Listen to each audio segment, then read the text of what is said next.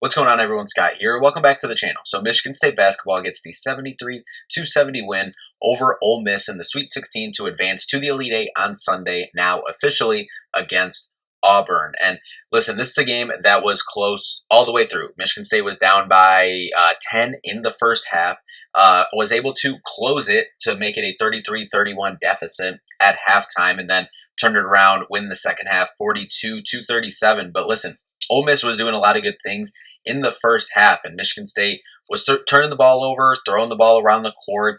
They were getting out rebounded in this whole game.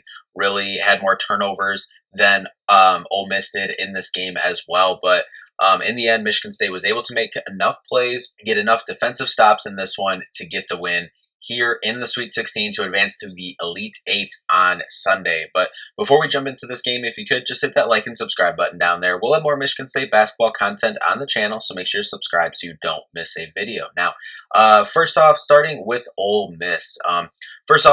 Starting out with Sean Padula. In his 26 minutes, and he obviously would have played more. He did have 3 fouls, so he kind of, was on the bench for a little bit of time. He probably would have played more, but getting those 3 fouls on him, but he still finished with 24 points, 4 assists, 3 rebounds, 2 steals, and he was 9 for 17 from the field, 4 for 9 from the 3-point line, and he was hitting big-time shots for them, making big-time plays. One of his steals on that breakaway that he had there when Michigan State was trying to swing the ball back up top, just did a good job anticipating it. That was something we talked about coming in. Ole Miss, one of the leaders in the country in steals per game and turnovers forced per game. We saw that in this one. As a team, they had 8 steals. Michigan State only had 1 steal in this one, and it was that Jeremy Fears block steal towards the end of the game, leading up to that Colin Card dunk. But Ole Miss also forced 12 turnovers in this one, and for Michigan State, that's right in that 8 to 12 range. So, but we'll get to Michigan State here in a second. Finishing up with Ole Miss, Malik Dia in this one, 29 minutes for 11 points, 4 rebounds, and then Matthew Murrell in 33 minutes, he had 13 points, 4 rebounds, 3 steals in this one. And then Jamin Brakefield off the bench in 29 minutes had 9 points, 7 rebounds in this one, 3 assists, and then Devon Barnes, only other one off the bench, who he played 26 minutes. Eduardo Klafke played 5 minutes. But overall, for Ole Miss, they out-rebounded Michigan State on the glass. So if you told Ole Miss before the game that you were going to come in, out-rebound Michigan State by 4 in this game, and then you were also going to get 8 steals in this one and only turn the ball over 8 times yourself and shoot about your season average. They shot 33% in this game. They shoot about 34% on the year. If you would have told them that, I guarantee you they would have taken it, and you probably would have assumed that they win. And for a lot of this game, it looked they were outplaying Michigan State for a lot of this game. It seemed like, especially that first half. Michigan State gets down 10. They were able to go on that stretch. They outplayed Michigan State for the first 16 minutes of the game, and then Michigan State was able to go on the run to close the gap. I was saying at halftime, literally with a couple minutes left in that 4 minutes, in that last 4 minutes of the half, I'm like, just keep it within 8. If we just keep it within 8, we're good. And then all of a sudden, it's a 2-point game going into halftime. I'm like, we just played one of our 2 to 3 worst halves of the year, and we're within 2 in the Sweet 16. I will take that every day. But overall, Ole Miss is a really tough team, tough defensive team, and I thought that was affecting a lot of our offense, especially in the half court. It was really when we were able to start forcing some misses, getting out and running, that things started to turn for Michigan State. So jumping over to Michigan State, they did make the change in the starting lineup in this one, inserting Cohen Carr into the starting lineup, and he had a really good game. But we'll start out with Jackson Kohler. He played 18 minutes in this one. Didn't score, actually didn't even get a shot attempt up. Only 2 rebounds in this one, but he had 2 blocks. Off the bench, Carson Cooper, 21 minutes. He had 6 points, 7 rebounds, and 2 of those points came at the end. In a clutch moment, nice little push, jumper right in the lane there. Those 7 rebounds were huge. Had a block as well.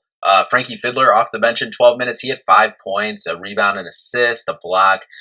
He was solid in his minutes as well. And Trey Holloman, 27 minutes off the bench, 10 points in this one, 3 assists, 2 for 7 from the field. but 6 for 6 from the free throw line. That's the big one right there. And then in the starting lineup, Jeremy Fears, 27 minutes in this one, 4 points, 6 assists, had a steal. That steal at the end, obviously Michigan State's only steal, but that led to the Cohen Carr dunk there. But 1 for 5 from the field, 0 for 2 from 3, 2 for 3 from the free throw line. Solid game from Jeremy, pushing the ball. And then Cohen Carr inserted into the starting lineup, plays 32 minutes in this one, 15 points, 3 rebounds, 1 block, but 6 for 10 from the field, 1 for 2 from 3. I like that number. 2 for 2 from the free throw line as well. That was huge. And then Jaden Akins, 31 minutes, 13 points in this one, 3 assists, 4 rebounds, 5 for 10 overall from the field, 1 for 5 from 3, 2 for 2 from the free throw line.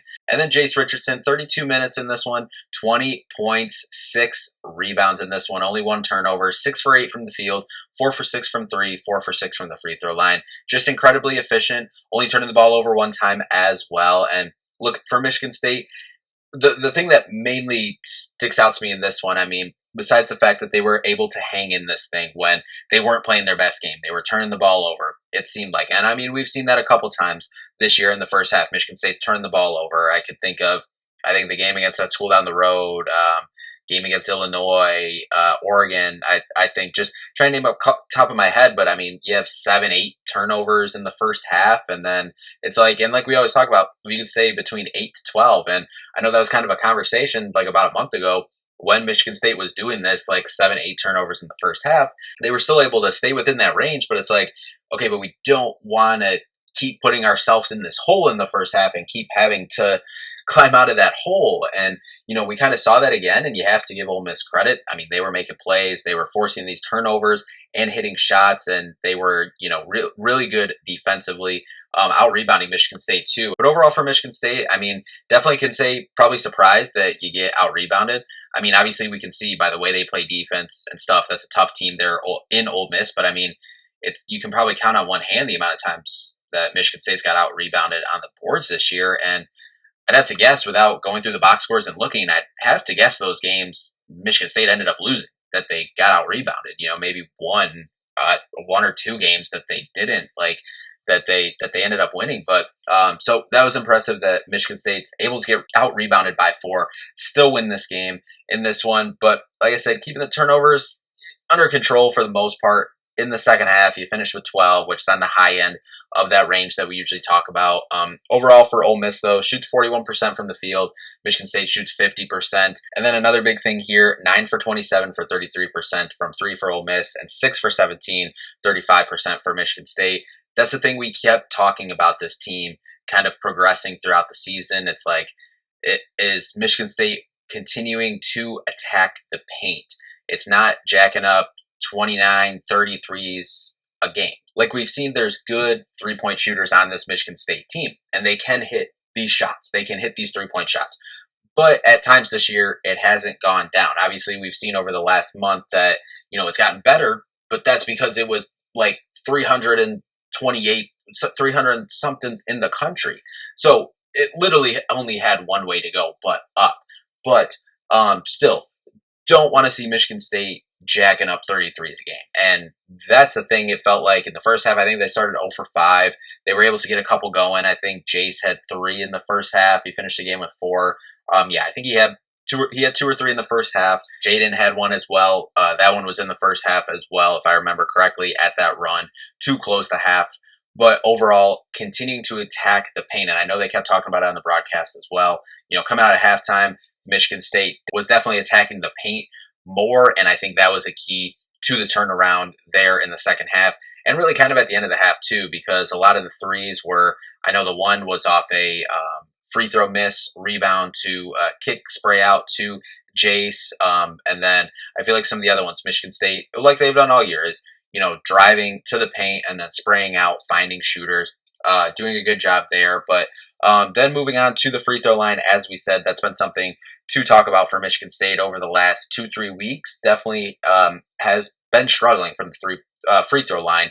But in this game, Ole Miss goes 9 for 10 for 90%. Michigan State 19 for 22 for 86%. That is absolutely huge in this one, especially in a game that ends up finishing with a 3-point win. Hitting your free throws Rebounds, like I said, Michigan State gets out rebounded 33 to 29, 13 assists for Ole Miss, 15 for Michigan State, 8 steals to 1, 3 blocks for Ole Miss compared to 5 for Michigan State. Turnovers in this one, 8 for Ole Miss, and like I said, 10. Sorry, I was looking at fouls this whole time. I'm saying 12 turnovers.